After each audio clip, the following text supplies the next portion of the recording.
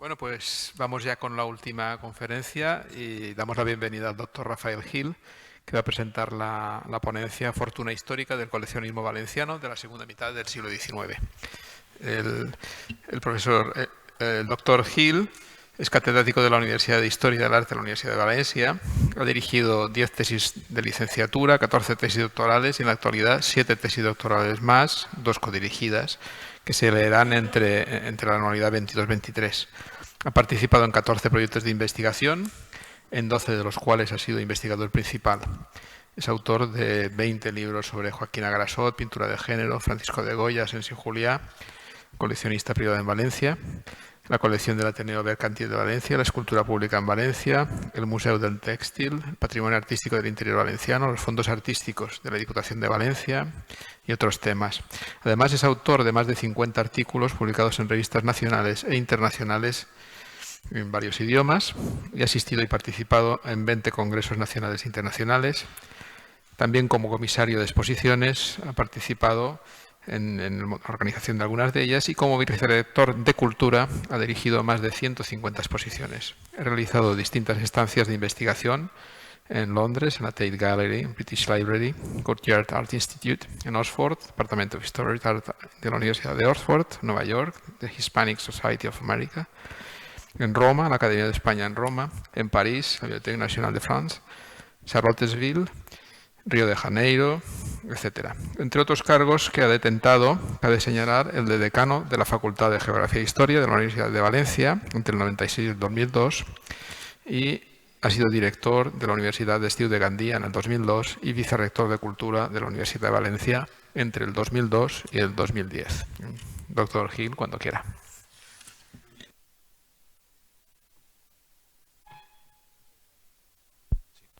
Muchas gracias, Jaume. En primer lugar, quiero expresar mi agradecimiento a la dirección de este museo por la organización de este seminario y de estas jornadas y este ciclo de conferencias y por, naturalmente, haberme invitado a participar en ellas. Cuando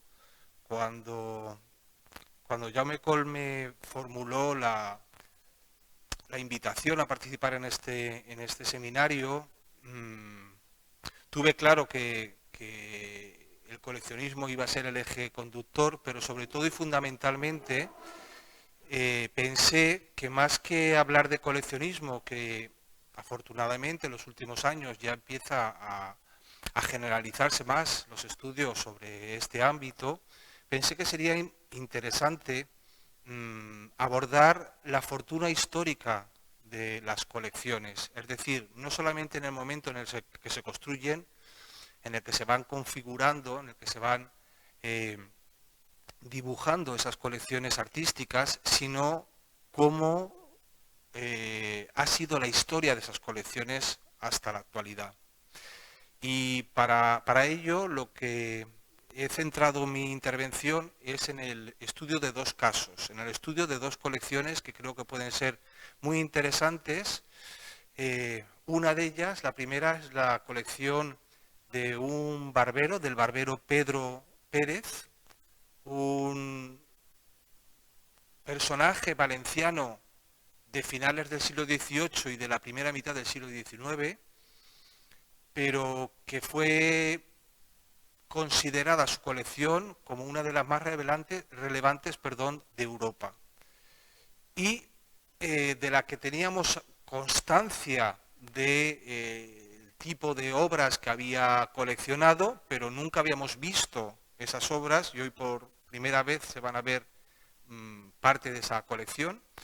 Y en segundo lugar, el otro estudio de caso es la colección de Manuel González Martí y su esposa Amelia Cuñat, pero no la colección de cerámica, que también se ha venido hablando de ella hasta ahora, sino la colección artística de Manuel González Martí y su fortuna histórica.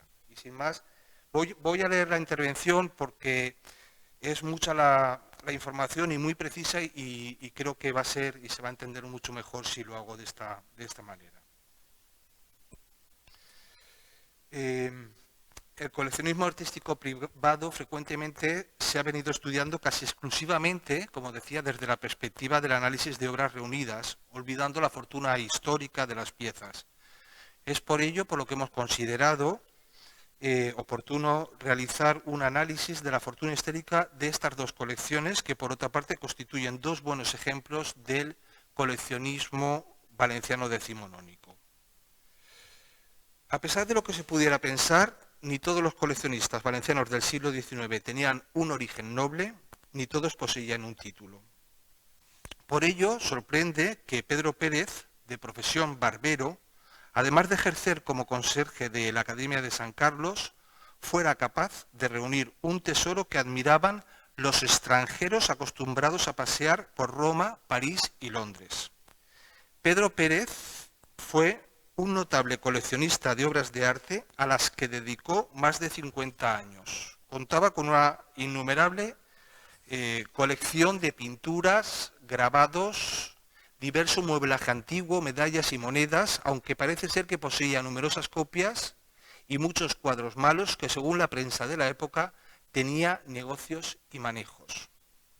El 19 de junio de 1835 trabajaba como conserje de la Academia de San Carlos y entre cuyas labores se encontraba la custodia de la documentación de la institución, así como la recepción de donaciones. En el verano de 1837, Pedro Pérez fue seleccionado por el Ayuntamiento de Valencia para formar parte de la comisión local encargada de los efectos artísticos y literarios de las comunidades religiosas. Desde 1837, el consorcio del Museo Provincial recibió el nombre de Comisión Científica y Artística del Museo Provincial, denominación que fue rápidamente incorporada en los membretes del papel oficial de la misma y de la que el conserje de la Academia también formó parte. En 1844, cuando tomó partido, tras su creación en este año, la Comisión Provincial de Monumentos Históricos y Artísticos de Valencia, en los trabajos del Museo de Pinturas y en la elaboración de un segundo inventario, o más bien un catálogo razonado del contenido de las obras artísticas. Cuerpo que sustituirá a la vieja Comisión Científica y Artística de la provincia. En 1846, la Comisión Provincial de Monumentos en el Museo Provincial de Pinturas comenzó a actuar y para llevar a cabo la redacción de un catálogo razonado, los pintores Francisco Llàcer y Miguel Parra, profesores de la Escuela de Bellas Artes y puntuales conocedores de la pintura valenciana, fueron quienes dieron principio a los trabajos ayudados por los conserjes, el primero de ellos, Pedro Pérez, y cuando éste falleció, por Francisco Guillén Martínez Llago. El segundo proyecto de mayor enjundia, llevado a cabo por la sección segunda de Pintura y Escultura, y el más importante en nuestra consideración de todos los trabajos realizados por la comisión y de la que el profesor Javier Delicado realizó su tesis doctoral, estribó en la ordenación y clasificación y redacción del catálogo de los fondos del Museo Provincial de Pinturas y Esculturas, en cuyos trabajos fueron claves las figuras de los directores de pintura de la Escuela de Bellas Artes, el ya citado Francisco Llàcer, Miguel Parra y también Vicente Castelló y Amat, cualificados conocedores de la pintura valenciana de época moderna que estuvieron auxiliados por los conserjes, cargo equivalente al de conservador Pedro Pérez y Francisco Guillén Martínez Llago. Es decir, cuando estamos hablando de conserjes no estamos hablando en el sentido que se entiende en la actualidad, sino que eran los conservadores el cargo equivalente al conservador de museos, y cuyo trabajo daría como resultado la reorganización de las salas de todo un edificio viejo y la selección y exposición de las piezas más significativas según un criterio cronológico. La redacción del catálogo, elaborado con rigor científico y concluido en 1847, reunió 533 registros de obras de pintura y 17 de obras de escultura, y constituye uno de los trabajos más exhaustivos y relevantes realizados por los miembros adscritos a la institución provincial y uno de los objetivos primordiales demandados por la Comisión Central de Monumentos. Pedro Pérez debe comenzar con su afición por el coleccionismo a finales del siglo XVIII o incluso antes. Reunió un completo museo en su pequeña casa, de todas las escuelas nacionales y extranjeras, de todas las épocas y de todos los autores.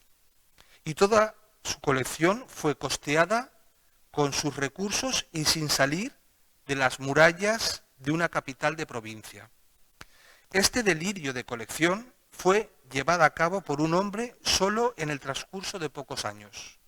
Tantas fueron las obras que componían su colección que ocupaban la totalidad de las paredes de su vivienda y otras muchas se hacinaban en el suelo por falta de espacio.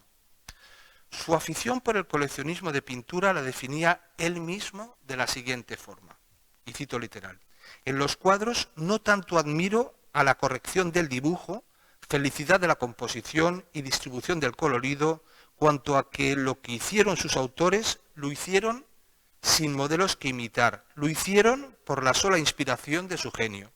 Admiro la sublimidad de Rafael, la valentía de Rivera, la dulzura de Murillo, pero me complazco en olvidar las figuras derechas, los contornos duros, el amaneramiento y otros defectos de cuadros antiguos en gracia de la originalidad y del numen que revelan unas obras hechas sin otro estudio que el de la naturaleza, sin otro socorro que el de un alma ardiente y una invencible fuerza de voluntad.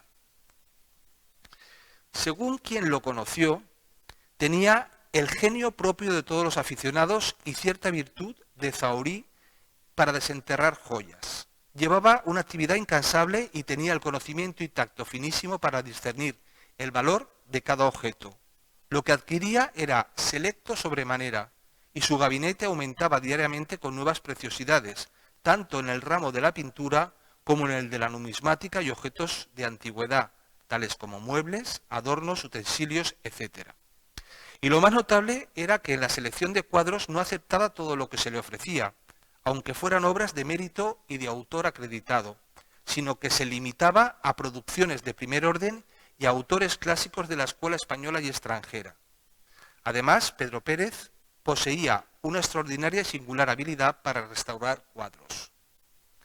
El coleccionista poseía un álbum o cuaderno en el que consignaba las firmas de todos aquellos personajes ilustres que visitaban su gabinete, entre los que se encontraban príncipes, títulos, potentados y hasta el mismísimo rey de los franceses, y entre los cuales cabe destacar el número de ingleses que mostraron un especial interés por esa reunión de obras de arte. Eran testimonios realizados por sujetos de todas las clases, viajeros de todas las naciones, la mayor parte de expertos y muchos de ellos profesores. Así pues, en el citado libro figuraban firmas autógrafas de personajes célebres e ilustres por su nacimiento, por su posición social o por sus conocimientos, entre los cuales destacaban las del regente del reino, Baldomero Espartero, además de la de individuos del anterior gabinete como extranjeros de todas las naciones de Europa.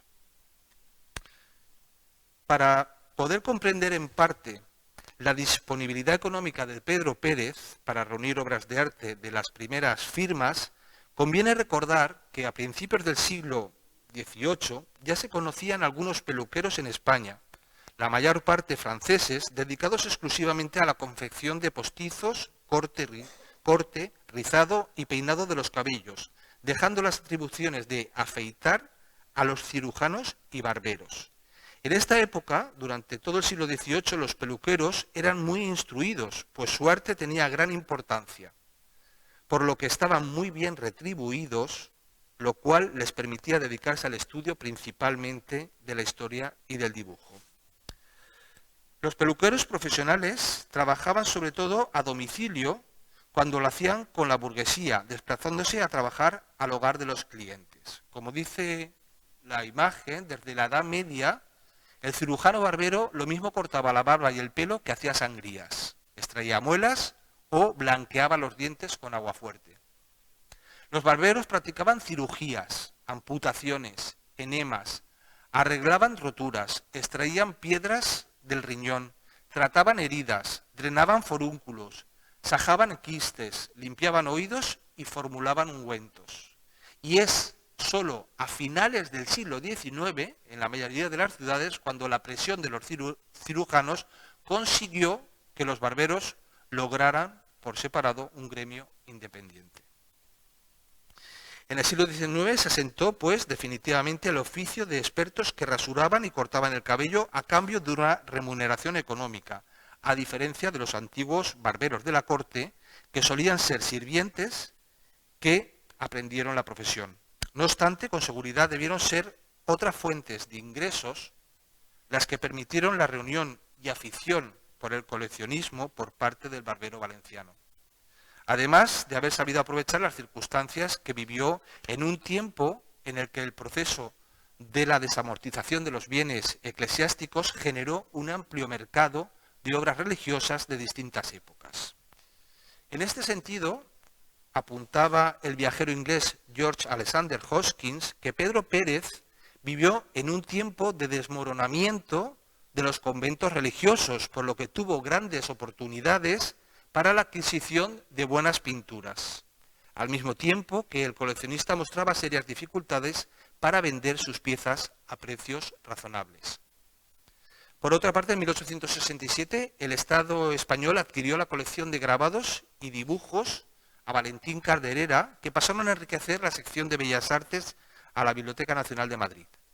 Entre esos grabados se encuentra este que les muestro, el retrato de Pedro Pérez, realizado por Carlos Mújica y Pérez, grabado por Antonio Pascual y Abad.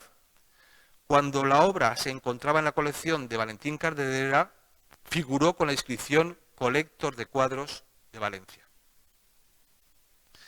La colección y gabinete de pinturas numismáticas y antigüedades de Pedro Pérez fue calificada en 1840 como una de las más apreciables tesoros que existían en España y acaso en Europa. La colección constaba de más de 1000 pinturas originales, según mencionaba la prensa de la época, pertenecientes a la escuela española como Juan de Juanes, Jerónimo Jacinto de Espinosa, Francisco y Juan Ribalta, José de Rivera, Diego de Velázquez, Bartolomé Esteban Murillo, Alonso Cano, Luis Morales y otros. De la escuela italiana sobresalían obras de Rafael Sanzio, Miguel Ángel, Tiziano, Leonardo da Vinci, Veronés, Aníbal Carracci, Guercino, Domenichino, Giulio Romano, Aníbal Carracci, Andrea del Sarto o Sebastiano del Piombo. Y de la flamenca destacaban Van Dyck y Rembrandt. Además, también contaba con obras de las escuelas francesa y alemana. Es cierto, por otra parte, que muchas de las obras atribuidas a estos autores fueron calificadas como copias.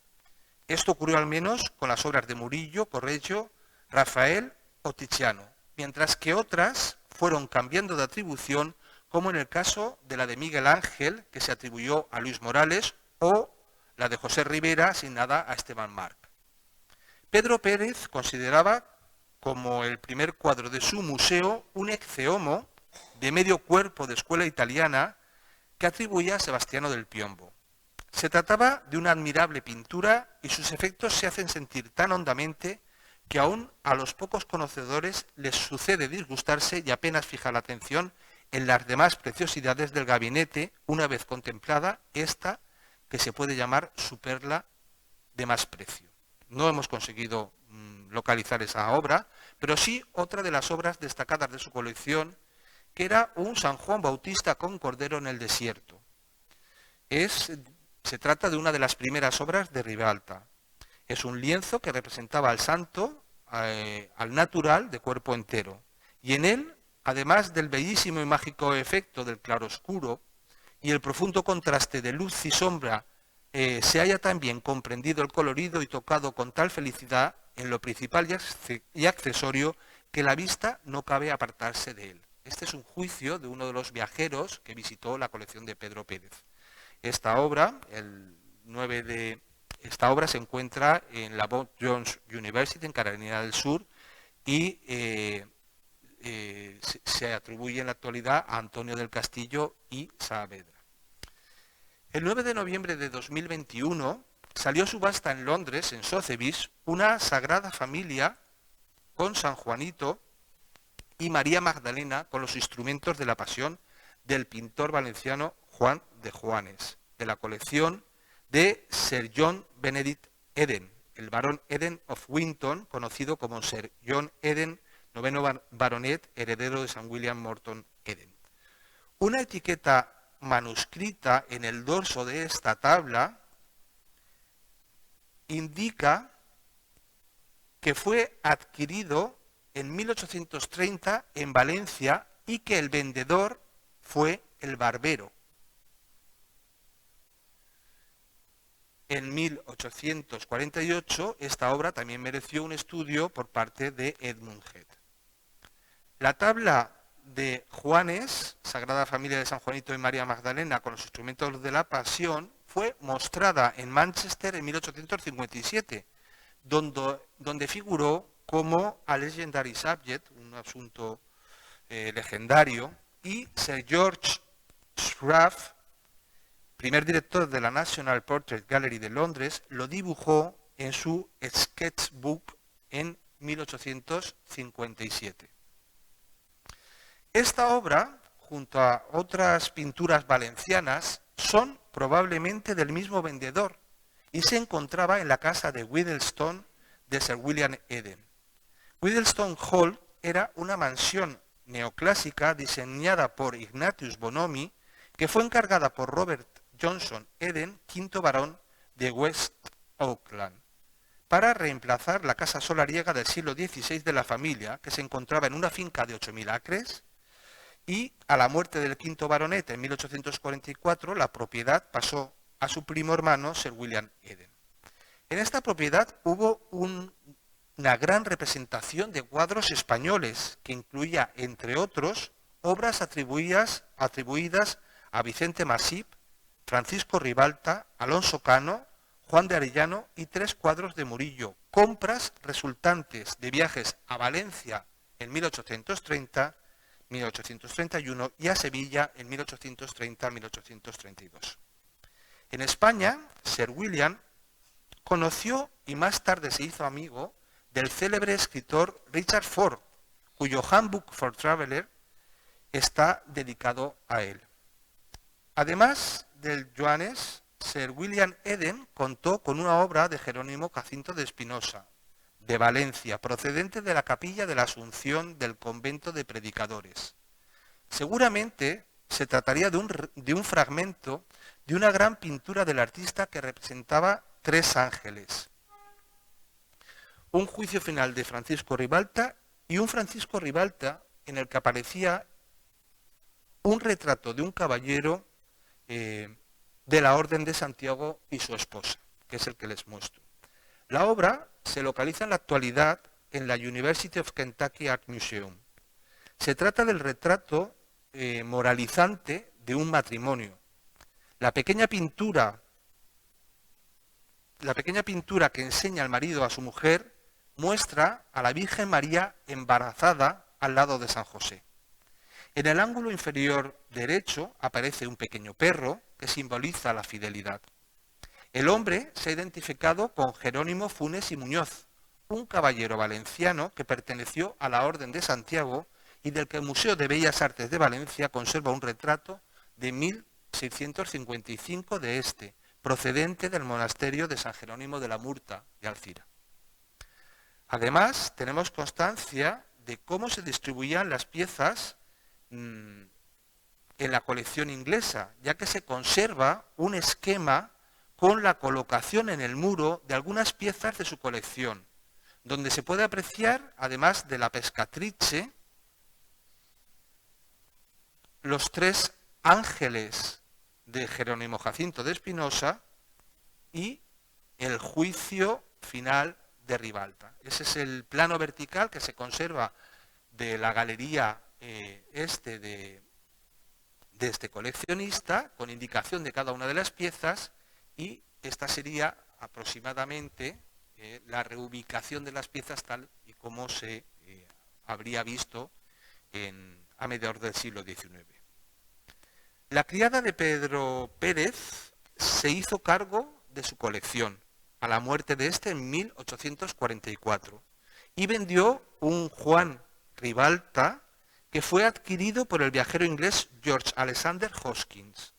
Se trata de esta obra que ya les he mostrado y que se exhibió en Manchester en 1857 y que también fue dibujada por George Sharp.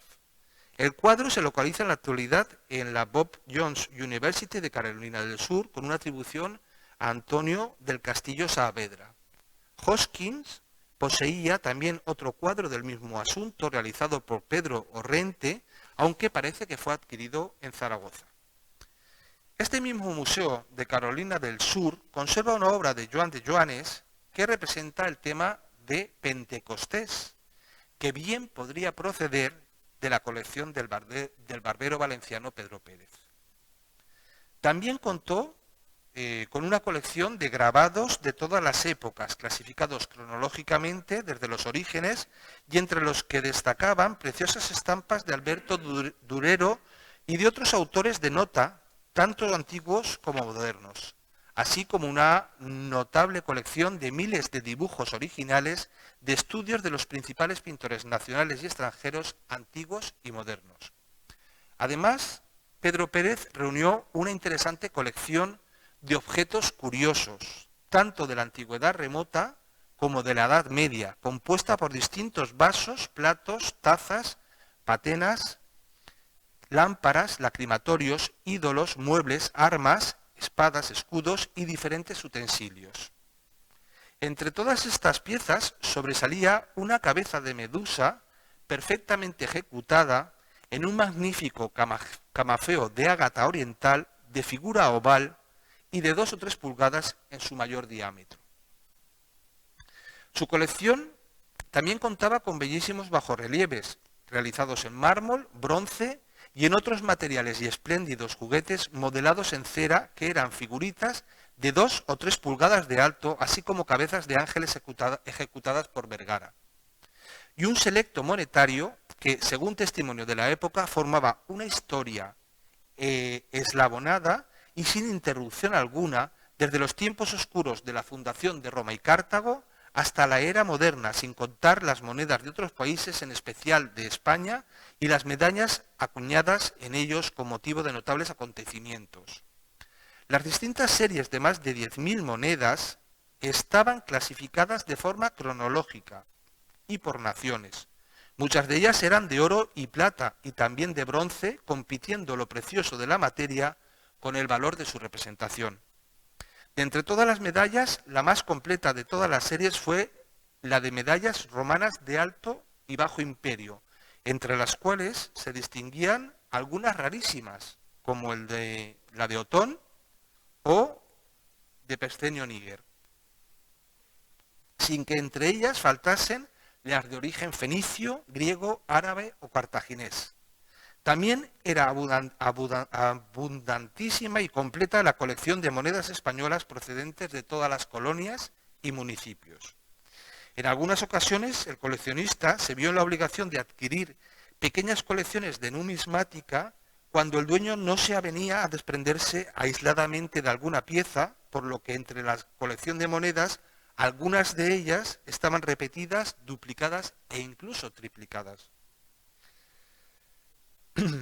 En su colección se encontraban además esmaltes del siglo XVI, estatuas de marfil, dípticos del Renacimiento, algunos medallones imperiales, ases romanos y cartagineses, armas de salvajes, trozos de minerales, conchas fósiles o naturales, aves disecadas, piedras grabadas y una multitud de otros bric-brac del más alto gusto, y un magnífico camafeo antiguo de grandes dimensiones que representaba a Minerva alada.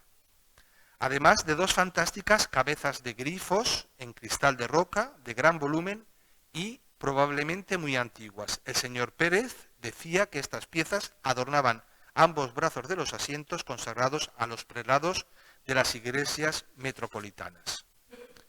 El mérito, afición y laboriosidad de Pedro Pérez con la arqueología fue reconocida por la Academia Numismática de Madrid, concediéndole el diploma de socio corresponsal, distinción con la que muy pocos valencianos contaban en aquellos momentos.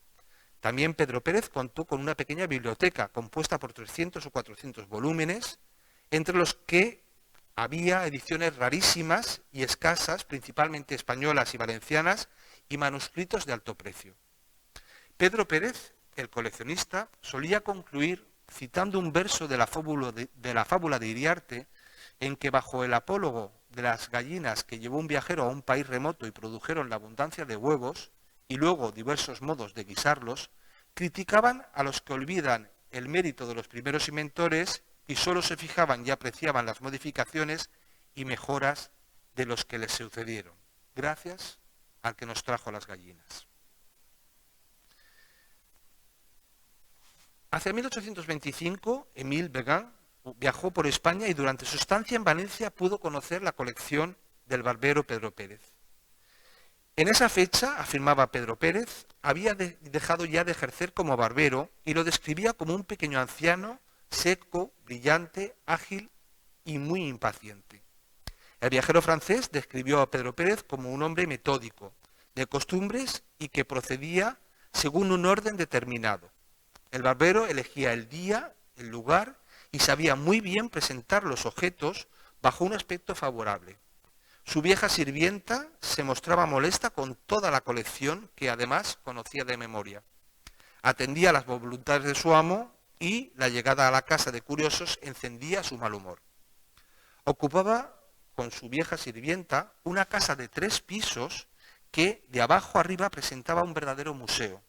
La escalera estaba tapizada por él mismo con cuadros. Según recogió el viajero francés durante su visita a la colección del Valenciano, este le llegó a comentar el valor de alguna de sus obras. Por este Velázquez, un inglés me ofreció 1000 guineas. Este Murillo no tiene igual en España, no lo vendería ni por 100.000 francos. ¿Veis este Alonso Cano? Es una obra maestra. Vale más esta obra que todo el Museo de París. Mira a este Morales, por haber pintado esta Virgen se le apodó el Divino. Y el viejo Pérez concluyó su panegírico diciendo que su casa contenía más de 3 millones de cuadros y otros objetos de arte. Hablaba de estos tesoros inestimables y decía que un buen español debe conservarlos en su patria. Hablaba al barbero de Murillo, Morales y sobre todo de Juanes, que parecía que era su autor predilecto. Es claro, pues, que el coleccionista valenciano tenía una alta opinión del valor de sus cuadros. Poseía una Virgen con niño, atribuida a Correggio, seguramente una copia de la que les muestro, que se conserva en el Museo di Capodimonte de Nápoles, por el que le ofrecieron 1000 libras esterlinas y de su gran cuadro de Juanes decía que valía 8000 francos franceses. Además, parece que la ciudad de Valencia le propuso comprarle su colección para crear un museo público, donde él sería el director. Pero el señor Pérez no atendió esta propuesta.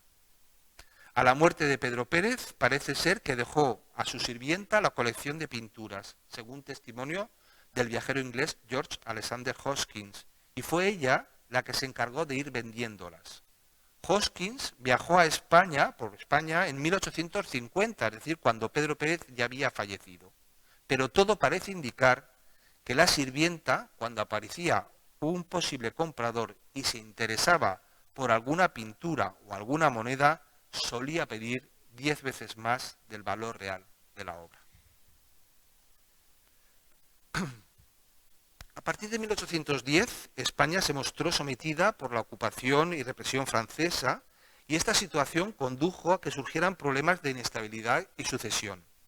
Además, la instauración de ministros liberales supuso, entre otras medidas, la exclaustración de las órdenes religiosas, permitiendo sacar de territorio español muchas obras de sus colecciones. Por tanto, los comerciantes europeos se dirigieron hacia España y el rey francés Louis-Philippe no desaprovechó esta ocasión.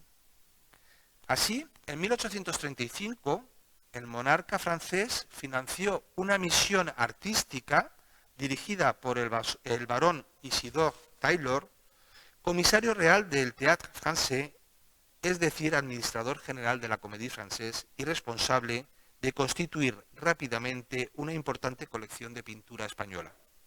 Taylor fue consciente de la inestabilidad política española y de las oportunidades que representaba, por lo que adquirió un conjunto colosal de varios cientos de pinturas que abarcaban desde los primitivos del siglo XV hasta el siglo de oro español, por la enorme suma de 1.300.000 francos.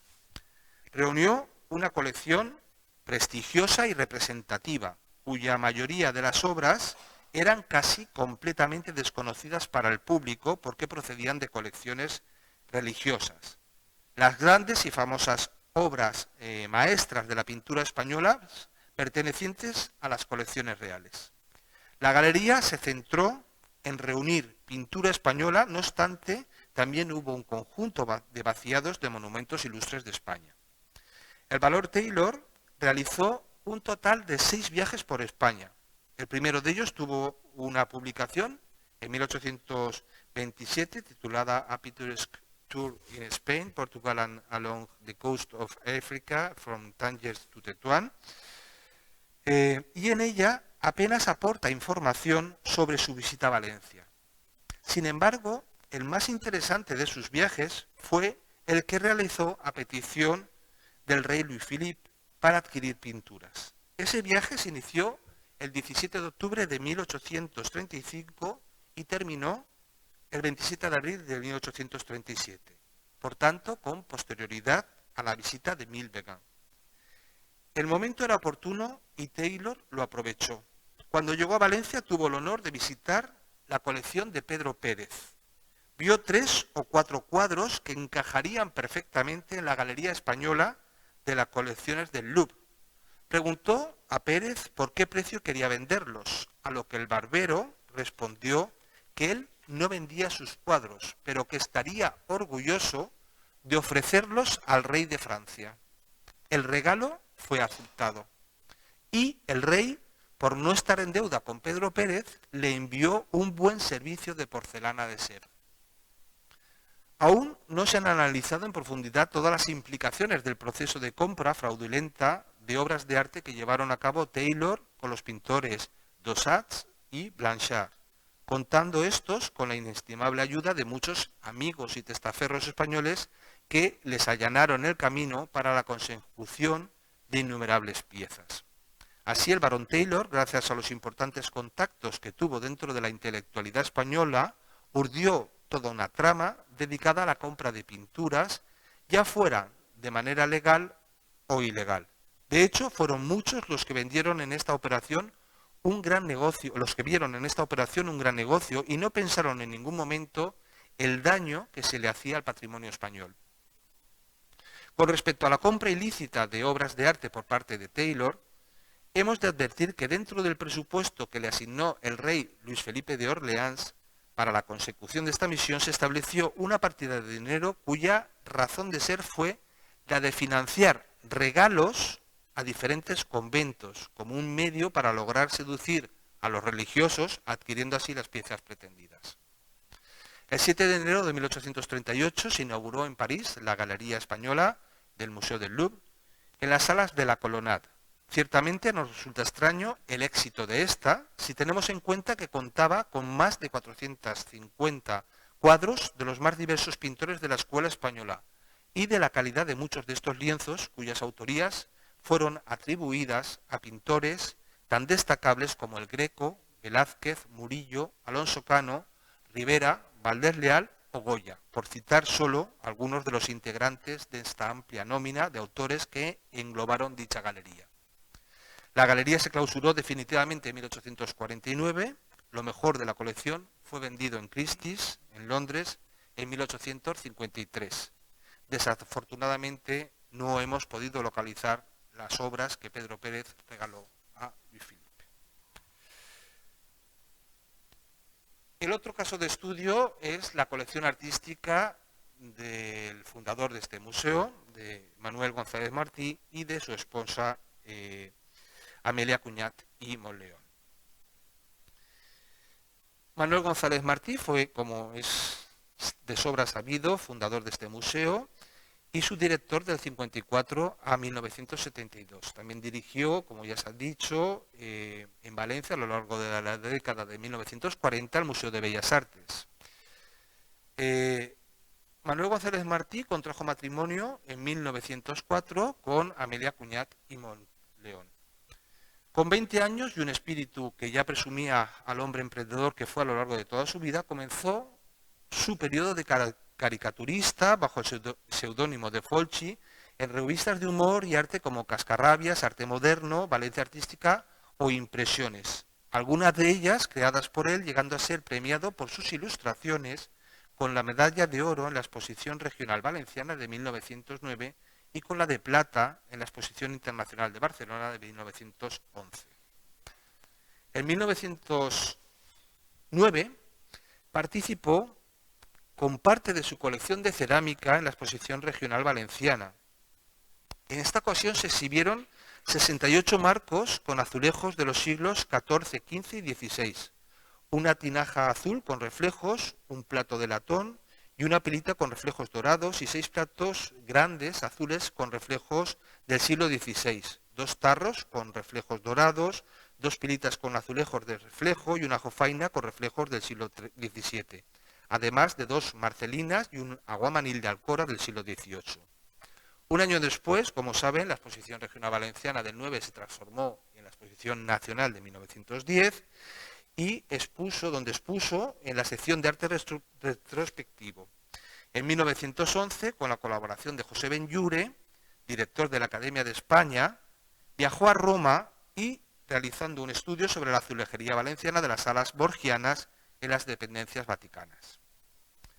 La colección de cerámica de González Martín, según todos los testimonios de su tiempo, era notable y toda ella se reunía, por una parte, en su vivienda particular situada en el Palacete Barberá, emplazado en la calle del Temple hasta 1965 y en la actualidad calle de los Maestres, y se complementaba con lo guardado en su alquería del Carmen de Burjasot. La colección reunida por González Martí y Cuñat y Monleón era visitada, como ya ha apuntado María José Suárez, era visitada como el Museo de Cerámica de Valencia en los años 20 y 30, ante las muchas solicitudes que llegaban y que complacían a sus propietarios. La generosidad de la pareja hacía que su museo privado fuese casi de disfrute público entre su círculo vecinal y amical. En 1925 la Enciclopedia Espasa se refería a su colección de cerámicas antiguas como la más valiosa e interesante que hay en Valencia. En 1936 se tiene conocimiento de que su casa museo estaba distribuido siguiendo un criterio museográfico, lo cual resulta muy relevante e indicativo de la capacidad y habilidad del coleccionista para mostrar su propia colección privada. Cada cosa estaba colocada en el sitio adecuado. Retablos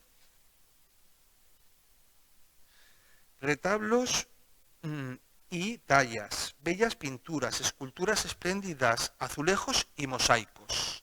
El coleccionista no tan solo supo reunirlas, sino que destacó su colocación para disfrute de cualquier visitante por su conjunto y por su detalle. Además de la cerámica, reunió una interesante colección de pintura de diferentes épocas. Estando en Madrid en 1936, con el estallido de la rebelión militar el 18 de julio, al llegarle la noticia de que era buscado por los milicianos valencianos, optó por quedarse en la capital sin documentación alguna hasta la finalización de la contienda en 1939, y ya por entonces retomó la dirección de la Escuela de Manises hasta 1947. El desarrollo e incremento de la colección artística de González Martí se vio truncado por la Guerra Civil, cuando su casa, biblioteca y colección fueron incautadas, con la pérdida de alguna de sus piezas más admiradas. Pero nos gustaría centrarnos no tanto en la conocida colección cerámica de cientos de piezas, como en el espíritu coleccionista que demostraron Manuel González Martí y su esposa Amelia Cuñat y Monleón, especialmente por la pintura antigua. Esta faceta, poco conocida, y la fortuna histórica de la misma constituye un buen ejemplo del coleccionismo en el tránsito de los siglos XIX y XX. Se ha supuesto que González Martí no pudo deshacerse de alguna de sus piezas se ha supuesto que González se pudo deshacer de alguna de sus piezas pictóricas en vida con el objetivo de poder seguir sufragando su principal afición por el coleccionismo cerámico. Sin embargo, como se verá, esta cuestión no se demuestra con el grueso de la colección de pintura antigua que reunió a lo largo de su vida. La más antigua de las piezas reunidas por los coleccionistas era una tabla que representaba la adoración de los pastores de escuela valenciana, posiblemente del maestro de Perea, aunque antiguamente fue atribuida al maestro de la Crencha, atribución sostenida por la similitud del manto de la Virgen con la obra de la adoración de los reyes que se conserva en el Museo de Bellas Artes de Valencia. Como se puede observar, aparece el niño desnudo y tendido en el suelo con una aureola de rayos dirigiendo su mirada hacia la Virgen, que lo contempla arrodillada y con las manos juntas en señal de oración. Este tipo de representaciones de influencia flamenca e inspiradas en las revelaciones de Santa Brígida contrastaban con los ejemplos del gótico internacional en Valencia, en los que el niño aparecía fajado y colocado en un pesebre. Las coincidencias entre ambas pinturas no se deben únicamente a que se inspiran en una misma fuente literaria. Poseen otros rasgos en común que las acercan aún más, como la aparición de una ventana en forma de triángulo en la parte alta del pesebre o el vano del muro que nos permite la contemplación de las bestias. La obra fue subastada el día 28 de octubre de 2020 en Madrid, en Fernando Durán, y siendo atribuida como una obra de la Escuela Valenciana del siglo XV. Y, como pueden ver, en el domicilio particular del coleccionista, de Manuel González Martí, la obra se encontraba en un lugar destacado. También formaba parte de su colección de pintura antigua una tabla que representaba a la Virgen de la Leche, del siglo XVII, con notables influencias de Roger van der Weyden.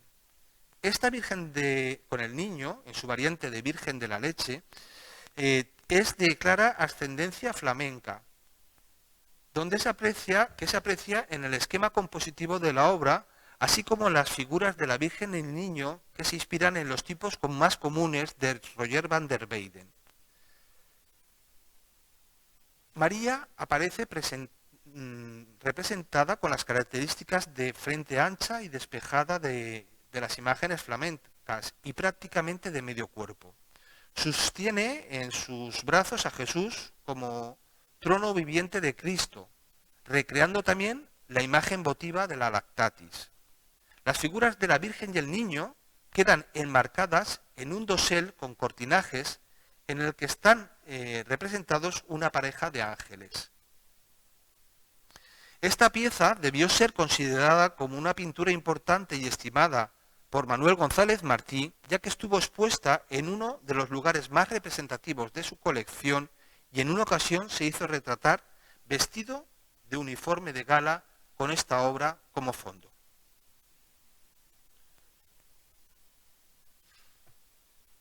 Se ha venido afirmando que la obra que aparece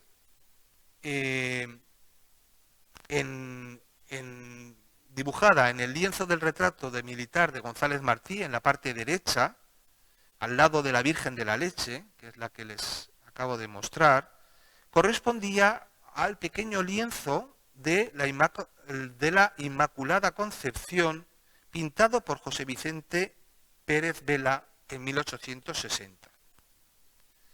Esta obra. Sin embargo, parece del todo imposible, ya que esta obra ingresó en el Museo de Cerámica en 1969, por donación de Margarita Maraguat Pérez. Otra de las tablas que formó parte de la colección de Manuel González Martí fue la que representaba a la Virgen de la Leche con el Niño Jesús, San José, San Juan Niño y un ángel, que correspondía al Círculo de Juan de Juanes. El Museo de Bellas Artes de Valencia conserva una obra simétrica a la de González Martí, también del Círculo de Juan de Juanes, con la Virgen de la Leche, con el Niño Jesús, San Juanito y un ángel, datada alrededor de 1580. El tema representado sigue un modelo juanesco que tuvo mucha aceptación en la época y del que se conocen numerosas versiones. En todas estas composiciones aparecen la Virgen en el eje central de la composición y en su regazo el niño portando la cruz. El resto de los personajes que los acompañan varían según las representaciones, pero con frecuencia aparece también San Juanito, generalmente en el registro inferior de la composición, y San José ocupando un segundo plano detrás de María. En el lateral izquierdo se encuentra muchas veces un ángel mancebo ayudando al niño a cargar el peso de la cruz. La iconografía de este no está del todo claro, puesto que podría tratarse tanto de San Miguel como del ángel custodio. Desconocemos el actual paradero de esta obra, pero en todo caso, la obra actualmente carece del marco de pilastras jónicas, ya que éste se localiza en la actualidad en los almacenes de este museo. Además, González Martí atesoraba otra tabla de escuela valenciana en la que se podía ver la coronación de la Virgen por la Santísima Trinidad con ángeles músicos, de finales del siglo XV o comienzos del siglo XVI, que también ha sido subastada recientemente en Madrid, en 2020 concretamente, y en Fernando Durán, y que fue a parar a manos de un coleccionista particular. Esta obra ha sido atribuida a Nicolás Falcó, activo en Valencia a finales del siglo XV y primeras décadas del siglo XVI, por los paralelismos estilísticos con el retablo. Bueno, aquí vemos la obra, el lugar también que ocupaba en la colección de González Martí, y decía que esta obra se ha venido atribuyendo a Nicolás Falcó por los paralelismos estilísticos con el retablo de la Purísima Concepción del Convento de la Puridad, conservado actualmente en el Museo de Bellas Artes de Valencia. En el ático del retablo, en el guardapolvo, se aprecia una coronación de la Virgen por la Trinidad muy próxima a la de la colección González Martí, con la única salvedad de que en el retablo aparecen dos ángeles músicos en los extremos que son clara influencia de los modelos del pintor italiano Paolo de San Leocadio. Y además también figuraba en la colección una tabla que a mediados del siglo XX se creyó del siglo XVII y que representaba el descendimiento de Cristo. Esta obra, que ahora se conoce como Cristo sobre el sepulcro con tres ángeles, ha sido atribuida al maestro de Alcira, activo en Valencia durante el segundo cuarto del siglo XVI. Este anónimo maestro, influenciado por la producción de los Hernandos, recibe su nombre de un retablo dedicado a la Virgen en la iglesia de San Agustín de Alcira, fechado en 1527, y conservado en parte en los Escolapios de Gandía. El estilo del retablo es similar al de esta pintura que representa a Cristo muerto sobre el sepulcro, mostrando las huellas de la pasión y con la cruz a sus espaldas, asistido por tres ángeles, uno portando la corona de espinas y otro sujetando el cáliz que recibe la sangre del Redentor. A comienzos del siglo XIX la tabla debió ser cortada por la parte baja en varios centímetros con objeto de acoplarla a un marco neoclásico para instalarla en algún oratorio doméstico. La obra, un óleo sobre tabla que mide 145 por 111, después de formar parte de la colección de Manuel González Martí, sus descendientes la pusieron en venta pasando a manos de Pere María Orts i Bosch, quien la donó en 2004 al Museo de Bellas Artes de Valencia, que es donde se encuentra en la actualidad. Otro de los lienzos conservados en el Museo Nacional de Cerámica, procedentes también de la colección de Manuel González Martí, es el San Vicente Mártir, que en la actualidad se encuentra expuesto en la capilla del Palacio. Se trata de una de las pinturas mejor documentadas del museo gracias a un artículo publicado por el propio González Martí en el diario Levante el 25 de octubre de 1970. En este se cita claramente que la obra fue adquirida por el fundador del museo en 1917 en uno de sus frecuentes viajes a la zona del Maestrazgo. En concreto, la adquirió en la villa de Forcal a un pariente de un fraile exclaustrado del monasterio cisterciense de Santa María de Benifasá, que tenía en su poder diversos objetos artísticos procedentes de dicho cenobio y que los había vendido a diferentes anticuarios. El lienzo, hasta la fecha, venía siendo atribuido al pintor Jerónimo Jacinto de Espinosa. Esta atribución fue planteada por el mismo González Martí en el referido artículo. Para establecer tal afirmación se basó en la dalmática bordada que porta el santo, que según él era característica del insigne artista. Sin embargo, también se ha apuntado la posible mano de José Mena, por lo que parece más conveniente dejar este lienzo en el anonimato como obra de un pintor desconocido del primer tercio del siglo XVII, a la espera de que aparezca alguna obra documentada de José Mena para que se pueda valorar su posible autoría. Además, la colección González Martí contó con una pareja de lienzos de menor tamaño que en la actualidad se conservan en el Museo Nacional de Cerámica, que son el retrato de Felipe I de España, el Hermoso, y el retrato de Fernando II de Aragón, el Católico. Los lienzos siguen la tipología de retrato áulico de los monarcas. Felipe el Hermoso, a la izquierda de la pantalla, de la imagen, aparece de busto y perfil y ostenta sobre su pecho el collar de la Orden del Toisón de Oro y porta gorro de terciopelo negro. De esta misma forma y con la misma posición de manos aparece en un buen número de retratos conocidos, como la tabla conservada en Inglaterra, en Banbury, en Upton House, de un desconocido maestro del sur de los Países Bajos, que se fecha en torno a 1945, o en Viena, en el Kunsthistorische Museum, donde también se encuentra una pareja de retratos que siguen el mismo modelo. Lo mismo ocurre con el retrato de Fernando el Católico, del que existen numerosas versiones muy similares entre sí, que debieron realizarse entre 1489 y 1504. La crítica considera el retrato original, el primero, el príncipe, a una tabla existente en el Museo de Bellas Artes de Poitiers, atribuida al maestro de la leyenda de la Magdalena. Existen réplicas en Berlín, en el Bodenmuseum, en el castillo de Windsor o también en Viena, en el Kunsthistorische Museum. En estos retratos oficiales de Fernando el Católico aparece representado de busto y vuelto de 3/4 a la izquierda, vistiendo con gorro negro y sayo y portando una gruesa cadena de oro al cuello. No queremos cerrar este capítulo sin hacer mención al papel que en toda esta colección jugó, ya se ha expresado con anterioridad, la mujer de Amelia Cuñat,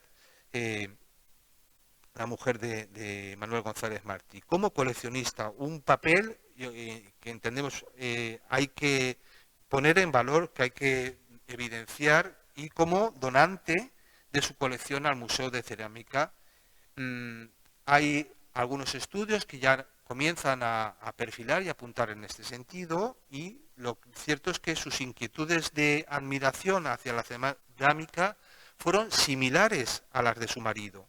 Por ello, no extraña que Manuel González Martí, en 1944, en la dedicatoria del primer volumen Cerámica del Levante Español, siglos medievales, Loza, afirmara que era un volumen y que era deber de amor y gratitud en esta primera página de la obra que más ilusiones y fatigas ha traído a mi vida de estudios, consignar el nombre de mi esposa, Amelia Cuñat y Monleón. Ella compartió conmigo durante muchos años la rebusca de elementos materiales básicos de este libro. Juntos hemos ingeniado sobre la mesa de trabajo combinaciones posibles de tiestos antiguos. No escasa es su participación en muchos gráficos con los que ilustro mi obra. Por todo ello, vaya siempre unido su nombre al de este modesto fruto de mi reflexión. Y lo cierto es que la donación de su colección al Estado en febrero de 1947 se debió al acuerdo previo de ambos para que la colección estuviera al servicio de todos. Tras la muerte de su esposa Amelia Cuñat y Monleón en 1946, decidió donar su colección de cerámica al Estado español. Para albergarla, creó el Museo Nacional de Cerámica el 6 de febrero de 1947, del que González Martí fue su director vitalicio. Además de la donación de la colección de cerámica y de otros objetos artísticos de Manuel González Martí y su esposa Amelia Cuñat y Monleón, la colección del Museo Nacional de Cerámica y Artes Suntuarias González Martí se incrementó considerablemente hasta la muerte de su fundador el 4 de enero de 1972. Formaron parte de las donaciones objetos de los más diversos, como cerámica, azulejos, joyas, relojes, indumentaria, pañuelos, bordados, mobiliario, abanicos, monedas, medallas, esculturas, restos ibéricos, mascarillas, vaciados de manos, dibujos, autógrafos, fotografías, barajas, libros, grabados, entre otros. En el campo de la pintura habría que destacar dos obras de Nicolás Borràs que representan a un San Francisco de Asís y a un San Vicente Ferrer. También un lienzo anónimo valenciano que representa a la Santísima Trinidad, así como dos lienzos anónimos del siglo XVIII que representan la muerte de San Francisco Javier y otro que muestra a la Virgen con el niño. También anónimos franceses son el retrato de Luis XVI, rey de Francia, y el retrato de María Antonieta de Austria, reina consorte de Francia, además de dos paisajes ejecutados por Albert Cuip que representan la vista de un puerto al amanecer y un paisaje campestre al atardecer. Sin embargo, queremos destacar el papel jugado por las numerosas y notables donaciones de pintura durante todo este periodo inicial del Museo de Cerámica. Durante la década de los años 50, entre otras obras, se donaron 7 lienzos pintados al óleo y una acuarela de Constantino Gómez, donativos en 1958 de Carmen Gómez y Francisco Carreño, así como 2 lienzos de mediados del siglo XIX que representaban piropos, donativo del Marqués de Algorfa, y 2 acuarelas originales de Emilio Sala donadas por Juan Bonet Beltrán. Durante la década de los años 60 se incrementaron considerablemente el número de donaciones. En el 61 la colección pictórica del museo se incrementó con la donación de parte de la colección de Juan Estingo Carbonell, fallecido el 27 de mayo de ese año, consistente en un retablo de la Virgen con San Vicente y San Jerónimo de comienzos del siglo XVI, un lienzo con la Virgen con el Niño del siglo XVII y un lienzo de Joaquín Agrasot que representaba una maja con mantilla blanca, 2 lienzos de flores y frutas de Genaro Palau, 6 bodegones del siglo XVIII y un paisaje canario, etc. Además, Arturo Ballester donó el retrato de una dama con mantilla. En el 64 ingresaron cuadros de Bartolomé Mongrel y de Alfredo Clarós, de Pinazo Martínez, de Daniel Cortés y Ramón Stolz, así como cuadros de Pinazo Camarlén y Pinazo Martínez donados por Ignacio Pinazo Martínez, y un boceto de un monumento a Pinazo, además de obras como el óleo de Bernardo Ferrandiz o paisajes como el de Rafael Monleón.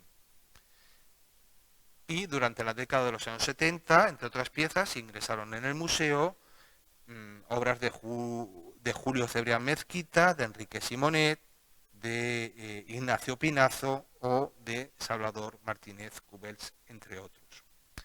Por último, y ya para finalizar, queremos destacar una de las primeras obras que figuran entre las donaciones realizadas al museo en los años 50 del siglo XX. Es un lienzo que representa a Salomé con la cabeza del Bautista. Hasta ahora se desconocía la autoría de esta pieza. Se trata de un lienzo donado al Museo Nacional de Cerámica y Artes Suntuarias González Martí por Enriqueta Gilabert Pascual en 1956. Una pintura realizada por esta pintora, por Isabel Pascual Abad,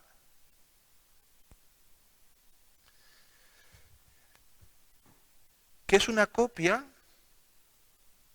de una obra de Guido Reni, pintada en 1630-1635 y que se conserva en la Galleria Nazionale d'Arte Antica del Palazzo Corsini en Roma. Es una Salomé o Herodías con la cabeza del Bautista ejecutada en 1860, de la que existe constancia documental de que por esta obra la pintora obtuvo una medalla de plata de segunda clase en la exposición de la Sociedad Económica de Amigos del País de Valencia de 1860. Seguramente la autora no contó con la obra original de Guido Reni para realizar su pintura y recurrió con seguridad a un grabado de la obra de Reni, entre los que se encuentra el que realizó en 1688 Nicolas Bazin y que en la actualidad se localiza en el British Museum. Pongo esta obra, pero pudo ser cualquier otro grabado, y el grabado, por la propia técnica y la reproductibilidad que tiene, pudieron llegar sin duda a Valencia muchos grabados con la imagen de Herodías llevando la cabeza del Bautista. De tal manera que la obra de Isabel Pascual Francés abre una espita en la investigación, porque esta artista, y el museo, mejor dicho, conserva, además de la hermana del artista, de la hermana de Isabel Francés, de Alejandra Pascual Abad y Francés, conserva 3 telas de abanico litografiadas y la medalla y diploma que consiguió en la exposición de Londres de 1851, también donadas por Enriqueta Gilabert Pascual, y que junto a la documentación del litógrafo Antonio Pascual Abad, que era su padre, donada por la misma en 1963, convierte a este museo en un punto referencial para la investigación de esta saga artística valenciana. Un artista que además presentó a la exposición, Isabel Pascual Abad, presentó a la Exposición Nacional de 1866 esta pintura, que se localiza en colección particular en Valencia, de la Batalla del Puig. Esta pieza, la de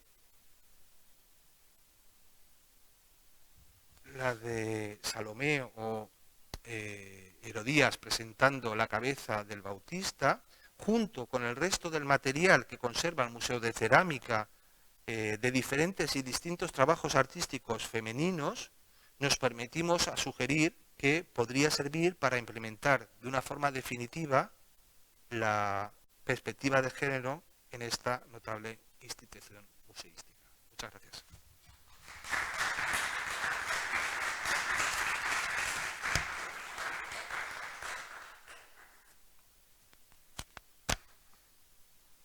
Gracias, doctor Gil. Interesante aproximación. ¿Alguna pregunta?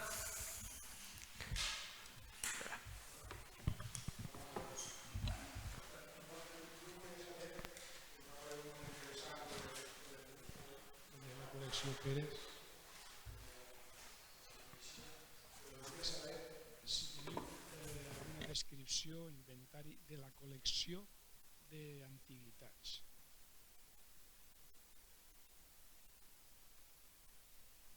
Perquè he vist que has posat 2 monedes, per tant, conegueu 2 monedes. ¿Algo més? Tot el que se conec és el que he portat avui. Vull dir, és que fins ara les referències que n'hi havia a la col·lecció de Pedro Pérez s'havien trobat en la hemeroteca, eren publicacions periòdiques, i eren referències tot el temps molt loables, molt tal, però a partir d'una pista que hem trobat la peça en Londres en la subhasta, a partir d'ahir hem pogut començar a reconstruir, perquè mai s'havia vist una peça de la col·lecció d'este Barbero, i de les antiguitats les referències són molt descriptives. No n'hi ha localitzats, cap peça. En concret, vull dir, no n'hi ha cap referència, per exemple, a una ceràunia, a una pedra polida? A una pedra polida? Pot ser, sí. Sí. Ja tindrem ocasió. I de la col·lecció que regala el rei de França, teniu descripció de la col·lecció que regala? Ja m'haguera gustat. No. Vull dir, és una recerca viva.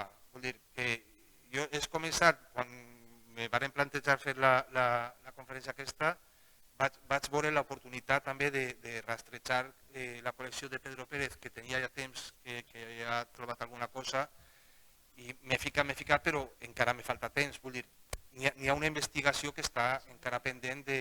referència a uns vasos de cebres. Sí, clar. Inclús l'àlbum, el document ese, que jo no sé, tinc pendents diferents recerques, no? Però l'àlbum que té en la firma de totes les persones que passen per la seva casa seria molt interessant trobar-ho, clar. Però bueno, jo mai pensava que s'anava a veure una imatge de la col·lecció de Pedro Pérez i al final, pues, a poc a poc, les coses van eixint, no?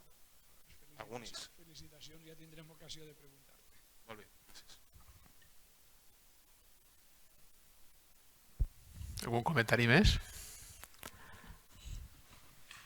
Bueno, pues muchísimas gracias, doctor Gil.